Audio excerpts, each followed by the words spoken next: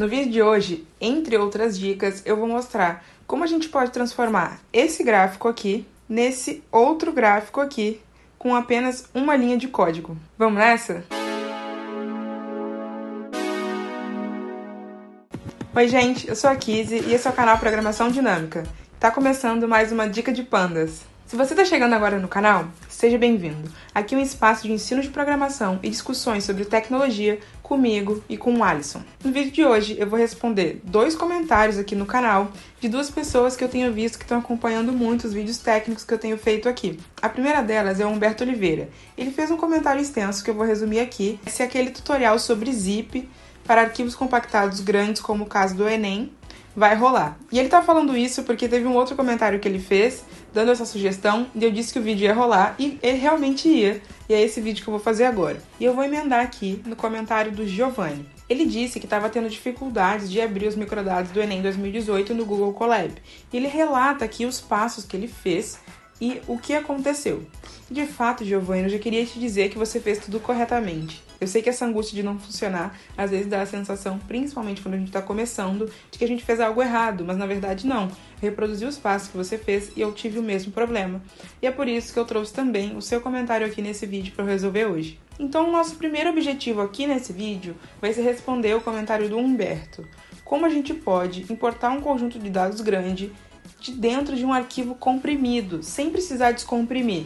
Essa pergunta ela é muito relevante de fato do Humberto e é muito útil saber fazer isso para conjuntos de dados grandes.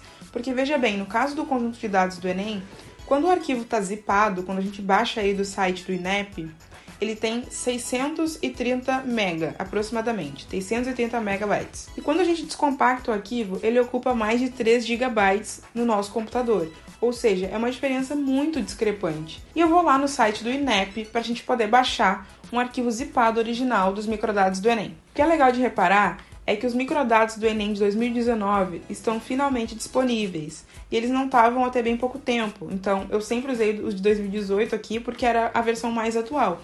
Então, para quem está querendo se aventurar nos dados do Enem, saiba que agora já temos os 2019. Eu vou clicar aqui para baixar esse arquivo. E quando eu clico para baixar, a gente pode ver aqui no meu navegador que a estimativa do tamanho dele é de 635 MB. Depois de baixar o arquivo, eu vou colocar ele aqui nessa pasta no meu Drive. Com o arquivo no meu Drive, eu consigo voltar para o meu notebook no Google Colab, montar o meu Drive, e ele me pede para rodar esse código aqui para fazer a montagem do Drive. Então eu vou rodar o código, eu tenho que clicar nesse link para autorizar a sessão, vou autenticar com o meu usuário, ele me gera um código, eu volto lá, coloco o código e pronto. Agora eu tô com o meu Drive montado aqui nessa sessão. A primeira coisa que a gente vai fazer então é rodar uma linha de código aqui no Python que nos permite ver todos os arquivos e pastas que estão dentro desse nosso arquivo zipado.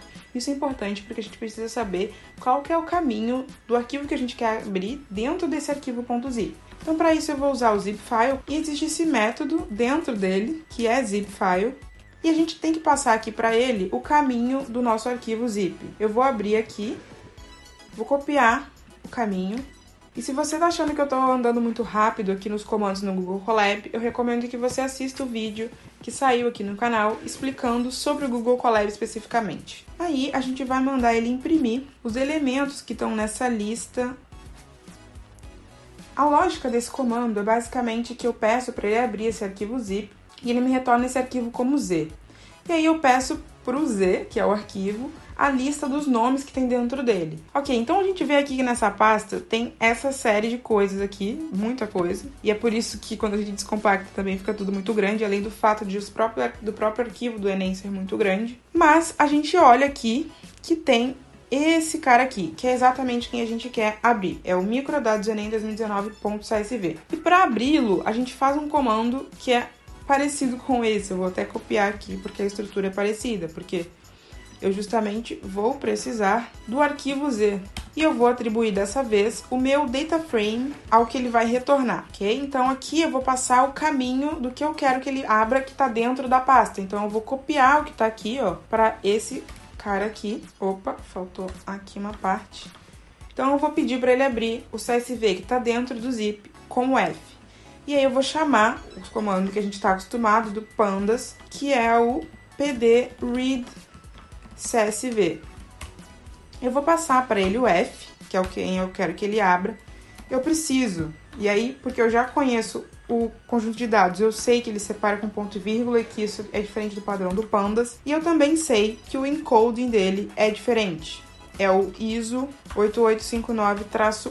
E eu vou colocar para rodar esse código desse jeito. E é exatamente nesse momento que a gente vai se deparar com o problema que o Giovanni mencionou. Então, o Giovanni disse que ele digitou todos os comandos, esperou alguns minutos e apareceu a seguinte mensagem: a sessão falhou. Aqui, então, aconteceu exatamente o problema que o Giovanni falou. O Colab está me dizendo que a sessão falhou, né? Deu crash. E por causa disso, ele acaba com o nosso runtime aqui, ele para todo o Colab e a gente vai ter que rodar tudo de novo. Mas eu realmente quis reproduzir isso para que a gente fizesse isso juntos. Então, eu vou rodar todo o código novamente. Legal. Pular as imagens. Vou importar os pacotes. Vou rodar o zip file. E aqui, então, nessa linha, eu vou mudar. Como que eu vou resolver esse problema? Eu vou utilizar um método que eu já utilizei aqui, que eu acho que é um método intuitivo e fácil com os recursos que a gente já sabe. Existem outras maneiras de resolver esse problema de lidar com um conjunto de dados grande. Se você, de fato, precisa de todo o dado que você tem lá dentro, você tem que usar, por exemplo, um pacote como DES, que você pode usar. Você pode utilizar o Chunk Size, que é um recurso do Pandas, que eu vou mostrar em um outro vídeo como a gente pode utilizar. Mas nesse momento eu vou utilizar um atalho, que é qual? A gente vai descobrir quantas colunas tem dentro desse conjunto de dados e a gente vai selecionar só as colunas que a gente de fato vai usar para poder reduzir o volume de dados que a gente está importando de uma vez só. É simples como isso. E como a gente faz isso? A gente primeiro importa o conjunto de dados com 0 linhas, ou seja, a gente vai acessar só as colunas dele, justamente para poder fazer essa seleção. Para isso, eu vou incluir aqui, anyRows igual a 0, e vou ler o data frame. Pronto, a gente viu que ele está importado com 0 linhas, mas eu vou pedir para ver quais são as colunas dele. Aqui são todas as colunas que eu tenho nesse conjunto de dados e, de fato, eu não vou utilizar tudo. Eu vou copiar aqui, então, essas colunas, porque eu vou atribuir elas uma variável. Bom, eu vou apagar aqui desde o treineiro até a primeira nota aqui. Pronto. Com essas colunas a gente consegue fazer bastante coisa. Eu ainda posso apagar, por exemplo, essas taxas que eu não vou utilizar, que eu já tenho certeza que eu não vou utilizar. Só com essas colunas aqui que eu selecionei, a gente já tem muito dado. Eu nem vou usar tudo isso no vídeo, mas eu vou deixar assim, para mostrar que com isso aqui, que já é muita coisa do conjunto de dados Enem, que é onde eu considero que está o néctar das informações, porque a gente tem as notas, a gente tem as respostas ao questionário socioeconômico, com isso a gente faz muitas análises interessantes. Só com isso a gente vai ver que a gente já consegue importar o conjunto de dados. Então eu vou copiar aqui o código de cima para vocês verem, né? E dessa vez eu vou tirar o anyRows e eu vou usar o useCalls e vou passar a minha variável de colunas que eu salvei aqui, E aí sim vou pedir para rodar. E agora, finalmente, depois de ter importado o conjunto de dados e respondido a pergunta do Humberto e do Giovanni, eu vou fazer o que eu mostrei lá no início do vídeo, que é transformar um gráfico do Matplotlib meio feio num gráfico do Plotly bem bonito com uma linha de código. Primeiro, a gente vai plotar então o gráfico no formato tradicional, que é utilizando o Matplotlib. Para isso, eu vou utilizar a distribuição das idades dos candidatos que fizeram o Enem. Então, eu vou usar a coluna idade, eu vou usar o método valueCounts, que me dá a contagem de quantas pessoas tem por idade. Eu vou pedir para ele ordenar pelo índice, ou seja, pelas idades, e vou pedir para ele plotar para mim. Ele fez aqui um gráfico de linha. Eu vou aumentar o tamanho do gráfico. Legal. Mas eu acho que eu prefiro esse gráfico como um gráfico de barras, né? E foi justamente isso que eu mostrei no início para vocês. Então eu vou rodar para ele ficar em formato de barras. Pronto. Exatamente esse gráfico que eu queria. E aí, eu vou usar aqui uma novidade que apareceu nos últimos dias, agora em junho, que foi lançada. O pessoal do Plotly disponibilizou um back-end para o Pandas.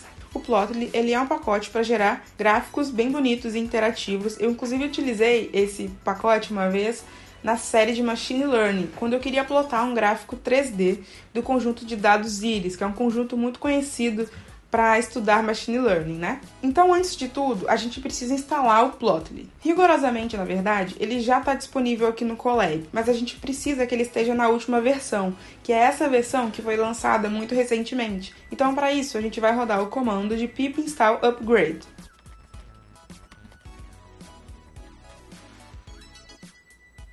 Você pode observar que ele está desinstalando a versão que tinha, então, que era 4.4.1, ele vai instalar a versão mais atual, que é a 4.8.2, e está funcionando. E agora sim, a gente consegue setar o back-end Plotly do Pandas. Para isso, a gente vai usar pandas options.plotting.backend igual a Plotly. Agora é que a mágica acontece, porque eu simplesmente vou pegar essa linha de código e vou rodá-la novamente. E ele vai me dar um erro. E eu queria mostrar mesmo isso pra vocês, porque eu utilizei um fig size aqui, que não existe no contexto do Plotly. Eu vou tirar. E pronto, pessoal. O mesmo gráfico foi plotado, só que de maneira muito mais bonita e com possibilidade de interação.